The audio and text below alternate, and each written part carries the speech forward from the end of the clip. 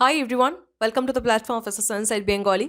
Last সপ্তাহে তোমাদের ইংলিশের উপর একটা ভিডিও দিয়েছিলাম যে ইংলিশটাকে তোমাদের কী করে প্রিপেয়ার করা উচিত। যেহেতু তোমাদের হাতে এখনও আপকামিং যে কোনো এসএসসি এক্সামের জন্য যথেষ্ট সময় আছে, স্পেশালি যদি সিজিএলের কথা বলি তাহলে সিজিএলের জন্য কিন্তু তোমাদের হাতে যথেষ্ট সময় আছে ভালো করে প্রত্যেকটা সাবজেক্ট ধরে ধরে প্রিপেয়ার করার জন্য। তো এই প্রিপারেশন ফেজেই কিন্তু তোমাদের সঠিক পদক্ষেপ নেওয়াটা খুব জরুরি, কেননা একবার সিলেবাস যদি খাপছাড়াভাবে কমপ্লিট হয়ে যায় তাহলে সেই খামতিগুলো পূরণ করা কিন্তু খুব ডিফিকাল্ট হয়ে পড়ে। তো সেজন্য সঠিক সময়ে সঠিক পদক্ষেপ নেওয়া খুব জরুরি, নয়তো জানোই কী হবে, যেটা 1 বছরে সম্ভব সেটা কিন্তু পঞ্চবার্ষিকী পরিকল্পনায় পরিণত হবে। তো আমি যখন আছি তোমাদের সাথে, আশা করি তোমাদের জীবনে এরকম কোনো ঘটনা ঘটবে না। ভিডিওটা যদি না দেখে থাকো তাহলে কিন্তু অবশ্যই ভিডিওটা দেখে নিও, ডিসক্রিপশন বক্সে লিঙ্ক দেওয়া আছে, সাথে আই বাটনেও লিঙ্কটা পেয়ে যাবে। এসএসসির প্রিপারেশন নিতে গিয়ে তোমরা যে কমন মিস্টেকগুলো করে থাকো বিশেষ করে প্রিপারেশন শুরু করার সময়, সেটাই সেখানে ভালো করে ডিসকাস করা হয়েছে যে কীভাবে তোমাদের কী করা উচিত। তো ভিডিওটা কিন্তু অবশ্যই দেখে নিও, আর যদি দেখে থাকো তাহলে তো তুমি অলরেডি জানোই। আজকে আমরা যে টপিক আলোচনা করতে চলেছি সেটা হচ্ছে ম্যাথস। অলরেডি থাম্বনেল তোমরা দেখেই নিয়েছো যে ম্যাথসটা তোমরা কী করে প্রিপেয়ার করবে সেটার উপর আজকে আমরা আলোচনা করতে চলেছি। প্রত্যেকটা পয়েন্ট কিন্তু খুব মন দিয়ে শুনবে, জানো আমি পয়েন্ট ওয়াইজ তোমাদেরকে জিনিসগুলো অ্যানালিসিস করার চেষ্টা করি যাতে তোমরা প্রত্যেকটা জিনিস ভালো করে গ্র্যাপস করতে পারো। এবং এর সাথে সাথে আরেকটা কথা বলে দিই, আশা করি সিজিএল 2024-এর স্ট্র্যাটেজি ভিডিওটা দেখেছো, সেখানে কিন্তু প্রত্যেকটা টপিক ওয়াইজ আমি তোমাদেরকে ডিটেল অ্যানালাইসিস দিয়েছিলাম যে প্রত্যেকটা সাবজেক্ট কীরকম, কোন বিষয়টা কতটা টাইম টেকিং, কীরকম নাম্বার উঠতে পারে, কীরকম অ্যাকিউরেসি হতে পারে, সমস্ত বিষয়ে ডিটেলস আলোচনা করেছি। তো আশা করি সেই ভিডিওটা দেখেছো, যদি সেটা না দেখে থাকো তাহলে কিন্তু অবশ্যই ভিডিওটা গিয়ে দেখে নাও। ডিসক্রিপশন বক্সে সমস্ত ইম্পর্ট্যান্ট লিঙ্ক দেওয়া আছে। বিশেষ করে আজকে যে ম্যাথস নিয়ে আলোচনা করতে চলেছি সেটার আগেও কিন্তু এই ভিডিওটা দেখাটা খুব জরুরি, কারণ ওখানে ম্যাথস সাবজেক্টটা কীরকম, কতটা টাইম লাগতে পারে, কী কী বিষয় আর কি ম্যাথস সম্পর্কে যেগুলো আমাদের জানা দরকার, প্রত্যেকটা সাবজেক্ট সম্পর্কে যেগুলো আমাদের জানা দরকার সেগুলো কিন্তু ওখানে ভালো করে ডিসকাস করা হয়েছে। তাহলে চলো আজকের ভিডিওটা শুরু করা যাক। আজকে আমাদের যে টপিক, যে ম্যাথস আমরা কী করে প্রিপেয়ার করবো আপকামিং এসএসসি এক্সামসের জন্য। শুরুতেই তোমাদের যেটা বুঝতে হবে সেটা হলো আমাদের এসএসসির পরীক্ষায় যে অঙ্কগুলো আসে সেগুলো কিন্তু ক্লাস 9-10 লেভেলের অঙ্ক, ঠিক আছে? কেননা দেখবে এসএসসি যে বিভিন্ন পরীক্ষা হয় সেখানে যে কোয়ালিফিকেশন থাকে সেটা কিন্তু জেনারেল কোয়ালিফিকেশন থাকে, এমন কোথাও লেখা থাকে না যে তোমাকে সায়েন্স ব্যাকগ্রাউন্ডের হতে হবে বা পার্টিকুলার কোনো ব্যাকগ্রাউন্ডের হতে হবে বা কোনো সাবজেক্ট থাকতে হবে, এমন কিছু থাকে না। 10+2 পাস হতে হবে বা গ্র্যাজুয়েশন লেভেল পাস হতে হবে, এরকমই আমাদের থাকে। তাহলে বুঝতেই পারছো সেটা কনসিডার যদি আমি করি তাহলে ক্লাস 9-10 লেভেলেরই কোয়েশ্চেন আসে, কারণ এমন অনেকেই আছে যারা সায়েন্স নিয়ে আর ফার্দার প্রসিড করে না। ফার্স্ট জিনিসটা আমাদের ক্লিয়ার যে আমাদের ক্লাস 9-10 লেভেলের কোয়েশ্চেন আসে। সেকেন্ড পয়েন্ট হচ্ছে, দেখো সাধারণত আমরা অনেকে আছি যারা কলেজে পড়তে পড়তে প্রিপারেশন নিই, অ্যাকচুয়ালি তারা খুবই আর কি বুদ্ধির কাজ করেছে বলতে হবে। তো যদি কেউ কলেজে পড়তে পড়তে প্রিপারেশন নেয় তাহলেও কিন্তু প্রায় 4-5 বছর আগে সে মাধ্যমিক পাশ করেছে বা ক্লাস 10 পাশ করেছে। আর যদি তারপরে কেউ প্রিপারেশন নেয় বা শুরু করে বা কন্টিনিউ করছে এমন হয়, তাহলে তো প্রায় 5-6 বছর হয়ে গেছে সে লাস্ট ক্লাস 10-এর অঙ্ক করেছে। এবার যেহেতু আমরা এত বছর আগে ক্লাস 9-10 পাশ করে এসেছি, ক্লাস 9-10-এর অঙ্ক লাস্ট আমরা ওই সময়ই করেছি, স্বাভাবিকভাবেই আমরা তারপর যখন প্রিপারেশনটা নিই প্রায় সেই সময় থেকে 5-6 বছর পরে এসে বা 3-4 বছর পরে এসে আমরা স্বাভাবিকভাবে অঙ্কগুলো ভুলে যাই। এমন হতে পারে যে তুমি হয়তো অঙ্কে খুব ভালো ছিলে, বা এমনও হতে পারে তুমি ম্যাথস নিয়েই পড়ছো, ম্যাথস অনার্স হয়তো তোমার চলছে, যে সে যা কিছুই হতে পারে, কিন্তু ক্লাস 9-10-এর অঙ্ক ক্লাস 9-10-এর পরে সাধারণত আমরা অ্যাপ্লাই করে থাকি না আমাদের পড়াশোনার ক্ষেত্রে। তো সেই জন্য স্বাভাবিকভাবে আমরা জিনিসটা ভুলে যাই। তো এবার অনেকের আছে যারা অঙ্কে খুব ভীতি, খুব ভয় পায় আর কি অঙ্কে, তারা প্রথমেই সারেন্ডার করে দেয় যে দিদি আমি অঙ্কটা একদমই বুঝি না, আমার অঙ্কে খুব ভয় লাগে। খুবই ভালো আর কি, মানে নিজের উইকনেসটা বোঝাটা কিন্তু খুব ইম্পর্টেন্ট আর কি। নিজের স্ট্রেংথ তো বোঝা ইম্পর্টেন্টই, তার সাথে সাথে নিজের উইকনেস যে ভালো করে জানবে অনেক তাড়াতাড়ি এগোতে পারবে, ঠিক আছে? কারণ আমি যদি আগে জেনে যাই যে আমার উইকনেস কোনটা, তাহলে সেটা আগে থেকে আমি ঠিক করার চেষ্টা করব। এবার ব্যাপারটা হচ্ছে, দেখো অঙ্ক আমরা যখন ক্লাস 9-10-এ করেছি তখন যদি কেউ অঙ্ক না পেরে থাকি বা আমার যদি অঙ্কে ভীতি থাকে, সেটা তখন একটা এজ ছিল, বয়স বাড়ার সাথে সাথে স্বাভাবিকভাবে আমাদের বোঝার ক্ষমতাটা একটু হলেও বাড়বে। তাই ক্লাস 9-10-এ যদি তুমি সেই অঙ্কগুলো ভয় পেয়ে থাকো তাহলে এখনও যে তোমার ভয়ই লাগবে এমন ব্যাপার নেই, কিন্তু ওই ভীতিটাকে মনে রাখলে চলবে না, ঠিক আছে? ভীতিটাকে সরিয়ে আমাকে অঙ্কের ওপর একদম ফুল দমে এফোর্ট দিতে হবে। তো এটা গেলো আমার সেকেন্ড পয়েন্ট, যে আমরা অনেক বছর পরে গিয়ে আর কি সেই ক্লাস 9-10-এর অঙ্ক আমাদের আবার করতে হয় পরীক্ষার জন্য। থার্ড পয়েন্ট হচ্ছে যে এই ধরনের কম্পিটিটিভ এক্সামগুলোর জন্য যখন আমরা প্রিপারেশন নিই তখন আমরা সেই খবরগুলো কোথা থেকে পাই? স্বাভাবিকভাবে অনলাইন মাধ্যমে, বেশিরভাগটাই এখন অনলাইন মাধ্যমে দ্বারাই আমরা খবরটা পাই। ইনফ্যাক্ট তোমরা যে আমাকে দেখছো সেটাও আমাকে ইউটিউবের মাধ্যমেই দেখছো। তো যখন আমরা এইসব বিষয় আর কি সার্চ করতে থাকি, ইনফ্যাক্ট আমি যদি নিজের কথা বলি, যেহেতু আমি সেই রাস্তা দিয়ে হেঁটে এসছি তাই আমি তোমাদেরকে কোথায় কখন কোনটা কী করা উচিত সেই জিনিসটা আমি তোমাদেরকে গাইড করতে পারছি। তো আমি যখন প্রথমে প্রিপারেশন শুরু করেছিলাম আমিও কিন্তু প্রথমেই অনলাইন ভিডিও দেখেই আর কি প্রিপারেশন শুরু করেছিলাম।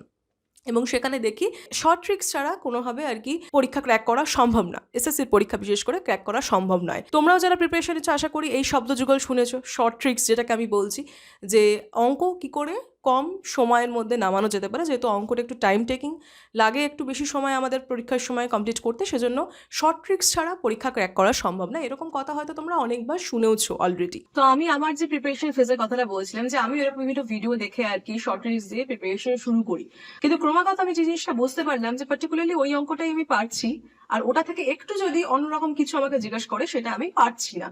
তো আস্তে আস্তে আমি এটা রিয়েলাইজ করতে পারলাম যে আমি যে পদ্ধতিতে চলছি সেটা কিন্তু ভুল।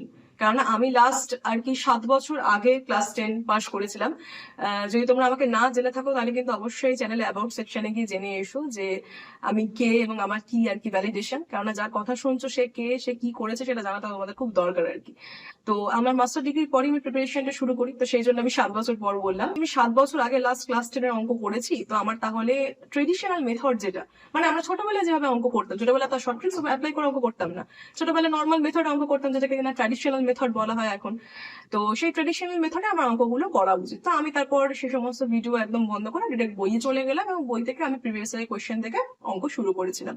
এবং করতে করতে আমার স্পিডটা এমন লেভেলে আর কি পৌঁছায় যে আমার তারপর থেকে আর কখনো শর্ট ট্রিক্স ইউজ করার প্রয়োজন পড়েনি। ইনফ্যাক্ট আমি কখনো শর্ট ট্রিক্স এর অ্যাপ্লাই, আমার এতগুলো পরীক্ষার সিলেকশন হয়েছে, আমি শর্ট ট্রিক্স এখন অব্দি কোনোদিনও কোনো পরীক্ষায় অ্যাপ্লাই করিনি, কারণ আমার প্রয়োজন পড়েনি। অঙ্কের বেশিরভাগ অংশটাই আমি মনে মনে সলভ করে ফেলতে পারতাম, বাকিটা কিছুটা হয়তো আমাকে খাতায় লিখতে হতো। তো সেই জন্য আমার তারপর থেকে আর কখনোই অঙ্কে শর্ট ট্রিক্স ইউজ করার যে প্রয়োজনীয়তা সেটা আমার কখনো অনুভব হয়নি, তাই জন্য আমি কখনো শর্ট ট্রিক্স ইউজ করিনি। ইনফ্যাক্ট আমাদের সময় আরো বেশি আর কি শর্ট ট্রিক্স ইউজ করার প্রয়োজন ছিল বলতে পারো, কারণ যদি তোমরা নতুন হও তোমরা জানবে হয়তো যে আগে 200 নম্বরে শুধু অঙ্কের পরীক্ষা হতো, তো সেই সময় শর্ট ট্রিক্স একেবারে মাস্ট এরকম কথা ছিল, কিন্তু আমার কখনো প্রয়োজন পড়েনি শর্ট ট্রিক্স অ্যাপ্লাই করার। আমি ট্রেডিশনাল মেথডে মানে এতদিন অঙ্ক করে এসেছি এবং এতগুলো পরীক্ষায় সিলেকশন নিয়েছি। তো এই কারণে আমি তোমাদেরকে এটা একেবারেই সাজেস্ট করছি না যে তোমরা শর্ট ট্রিক্স ইউজ করো না। আমি তোমাদেরকে এটা সাজেস্ট করছি যে শর্ট ট্রিক্স অ্যাপ্লাই করার আগে ট্রেডিশনাল মেথডে অঙ্কটা কি করে করতে হয়, যেভাবে আমরা ছোটবেলায় অঙ্ক করেছিলাম সেইভাবে অঙ্ক করতে পারাটা কিন্তু খুব জরুরি। অঙ্ক কিন্তু ফুল লজিকে চলে, স্টেপ বাই স্টেপ নিজের মধ্যে এই অনুভূতিটা মানে নিজের এই রিয়েলাইজেশনটা হওয়াটা খুব জরুরি যে অঙ্কটা কিভাবে ঘটছে। ট্রেডিশনাল মেথডে কোনো অঙ্ক কি করে সলভ করতে হয় তুমি যদি শিখে যাও, তাহলে তোমাকে সেখানে যে কোনো অঙ্ক দিলে পরে তুমি সে অঙ্ক সলভ করতে পারবে, তোমার অঙ্কে ভীতি থাকুক চাই না থাকুক।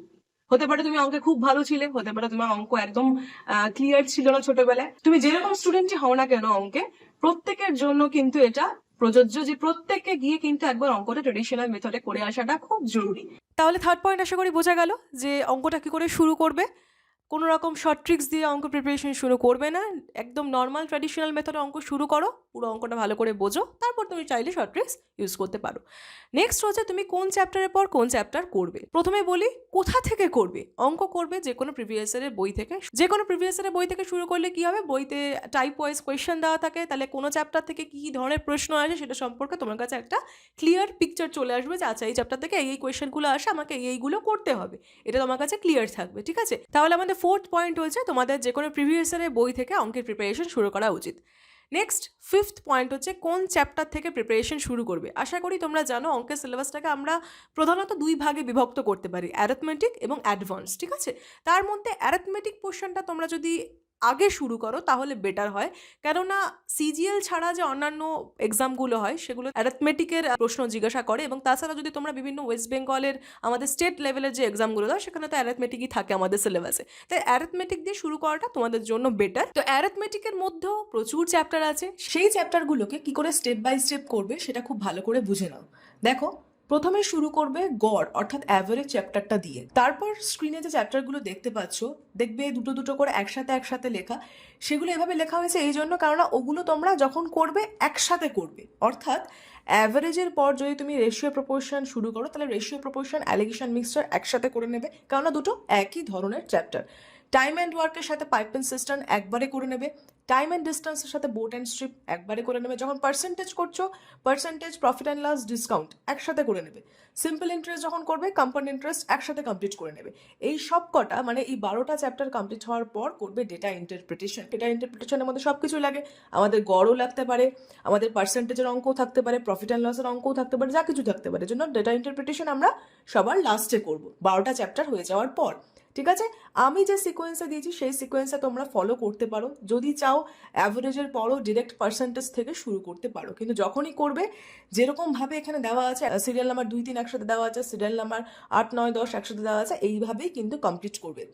অ্যারিথমেটিকের সাথে সাথে সাইড বাই সাইড তোমরা চাইলে পারে অ্যাডভান্সটাও করতে পারো। ঠিক আছে, অনেকে অ্যারিথমেটিক পুরোপুরি কমপ্লিট করে তারপর অ্যাডভান্স করে, অনেকে আবার অ্যারিথমেটিকের সাথে সাথে অ্যাডভান্স করতে থাকে, কোনো অসুবিধা নেই। কিন্তু যখন যেটা করবে, যেরকম করে বলা আছে সেটা পুরো কমপ্লিট করেই তারপর যাবে। অ্যাডভান্সের চ্যাপ্টারগুলো দেখে না। অ্যাডভান্সের চ্যাপ্টারগুলো যেমন নাম্বার সিস্টেম করতে পারো প্রথমে, তারপর এলসিএম, এইচসিএফ, সিম্পলিফিকেশন, সার্চ, ইন্টারেসিস একসাথে করে নেবে। ঠিক আছে, মেনসুরেশন যেমন 2D আলাদা এবং 3D আলাদা করতে পারো। সব থেকে ইম্পর্টেন্ট কথা এটা মনে রাখবে, যখনই যে চ্যাপ্টারটা করছো সেই চ্যাপ্টারটা ভালো করে শেখার চেষ্টা করবে, তাড়াহুড়ো করবে না। তোমাদের মধ্যে অনেককে আমি বলতে দেখেছি যে ম্যাম স্পিড বাড়ছে না। স্পিড তখন বাড়বে যখন তুমি অঙ্কটা ভালো করে করতে পারবে। অঙ্ক কিন্তু নিজের বুঝে করার জিনিস। তোমাদের কি হয়, তোমরা ইউটিউবে বিভিন্ন ভিডিও দেখো, সেই ভিডিও থেকে সেই অঙ্কটা পার্টিকুলারলি বুঝে নাও, কিন্তু তারপর নিজেদের ভাবার যে ক্ষমতাটা সেটা আর বিল্ড আপ হয় না। তো সেইটা বিল্ড আপ করা কিন্তু খুব জরুরি। নিজেদের অঙ্ক ধরে ধরে ভাবতে হবে। ইউটিউবে যখন আমরা ভিডিও দেখি তখন কেউ ভেবে দিচ্ছে, সেটা আমরা বুঝতে পারছি, তখনের জন্য সেই অঙ্কটা পারছি, কিন্তু পরে আর সেই অঙ্কটা বা তার থেকে একটু ডিফারেন্ট অঙ্ক হলেই কিন্তু সেটা আমরা পারছি না। এটা তোমাদের না বোঝার কারণে হয়ে থাকে। সেজন্য প্রত্যেকটা চ্যাপ্টার ধরে ধরে একদম ট্রেডিশনাল মেথডে শিখবে। তারপর চাইলে তুমি শর্ট প্রসেসে যাও, তারপর তুমি স্পিডের দিকে মন দাও। দুটো স্টেপে তোমাদেরকে করতে হবে। ফার্স্ট স্টেপটা কি, আমি সবকটা অঙ্ক করতে পারছি কিনা সেটা ইম্পর্টেন্ট। প্রথমে আমি সেটা অ্যাকোয়ার করবো যে আমি সব ধরনের অঙ্ক করতে পারছি কিনা, তারপর আমি চেষ্টা করবো সেটাকে সময়ের মধ্যে কি করে করা যায়।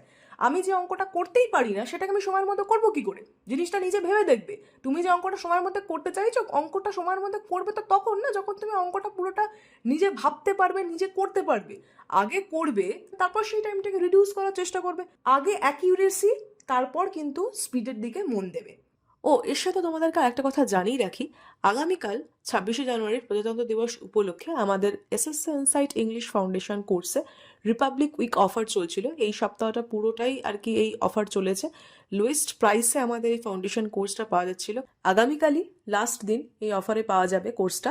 বেসিক থেকে advance complete SSC syllabus cover করা হয়েছে এই কোর্সে। বেসিক অর্থাৎ গ্রাউন্ড লেভেল থেকে এখানে পড়ানো হয়েছে। প্রতিদিন গ্রামার, ভোকাব একসাথে কন্টিনিউ করা হয়েছে। গ্রামার, ভোকাব এবং কম্প্রিহেনশন কমপ্লিট এসএসসি সিলেবাস কিন্তু এই কোর্সের আন্ডারে কমপ্লিট করা হয়েছে। ডে ওয়াইজ ধরে ধরে রুটিন বানিয়ে পড়ানো হয়েছে। তো যাদের মনে হবে যে বেসিক থেকে একটা ফাউন্ডেশন কোর্স হলে সুবিধা, যেখানে বাংলার প্রত্যেকটা জিনিস ধরে ধরে বুঝিয়ে দেওয়া হয়, প্রত্যেকটা রুলস, প্রত্যেকটা ভোক্যাব, তাদের জন্য এই কোর্সটি কিন্তু ভীষণভাবে কার্যকরী।